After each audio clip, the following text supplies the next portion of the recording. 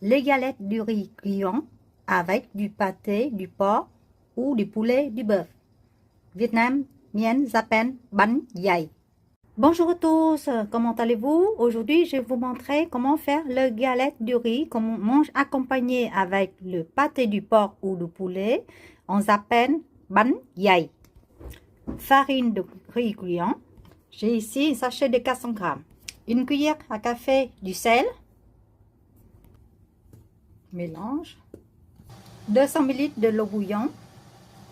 Je vais verser doucement en mélanger.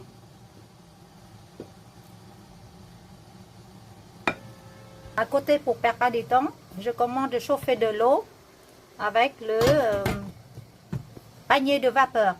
2 fois 200 ml, ça fait, j'ai utilisé 400 ml, mais je versais en 2 fois, mais doucement. N'oubliez pas, il faut verser pas tout en même temps, parce que c'est comme du riz. Il y a du riz neuf et du riz vieille riz. D'un coup, les farines aussi, ça peut prendre plus ou moins de l'eau. Donc, il ne faut pas trop verser en même temps. Donc, pour 400 ml de l'eau, je versais doucement jusqu'à obtenir un peu une partie comme ça. On peut former le boule après. 2 cuillères à soupe de l'huile d'olive ou l'huile de tournesol ou l'huile de colza, comme vous voulez. L'huile végétale. 2 cuillères à soupe. Et je vais mélanger. Maintenant, je vais verser de l'huile sur mes 2 mains. Et ça, je vais former les bulles, les boulettes.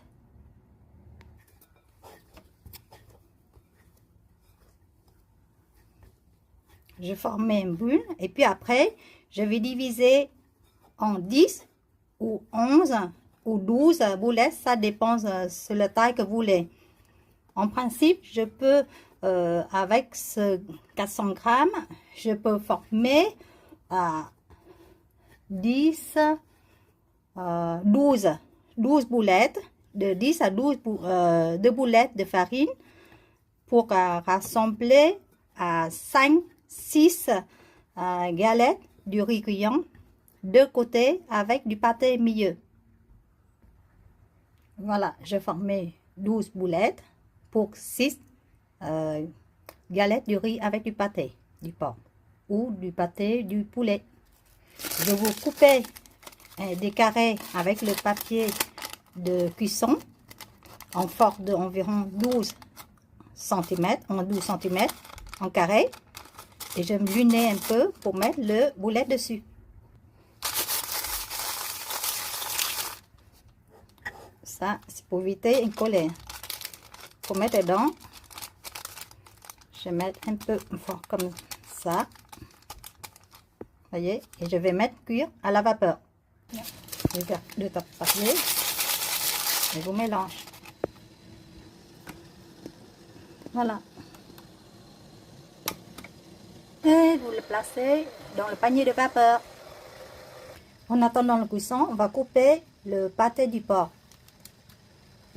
Ou certaines, on s'appelle le pâté vietnamien. Ça peut faire avec du porc, du poulet ou du bœuf. Et vous trouvez ça dans tous les supermarchés asiatiques. Vous allez couper en rondelles. Et ça dépend épaisse que vous voulez. Si vous aimez plus ou moins de pâté de porc. Voilà, pour 12 galettes, on a besoin 6 rondelles de pâté du porc.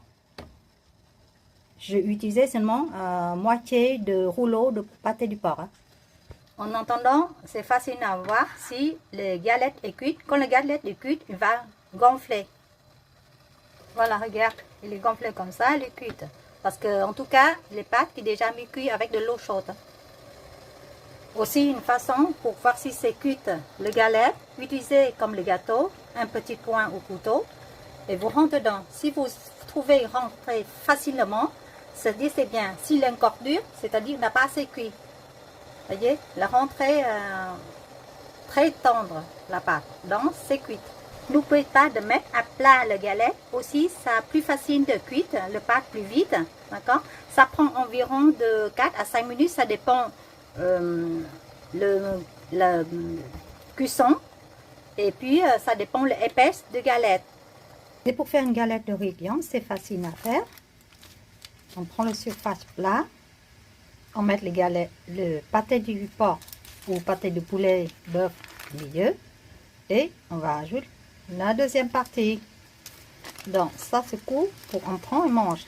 Voyez, c'est comme une hamburger vietnamienne. Hein. Et ça, c'est depuis, je ne sais pas, de 1000 ans au Vietnam, on a fait ça, ça s'appelle bánh dày. Voilà. Et il y a certaines vietnamiennes au nord, ils aiment bien aussi sauter ce galette du riz, du pâté du porc, avec des œufs omelettes. C'est très bon.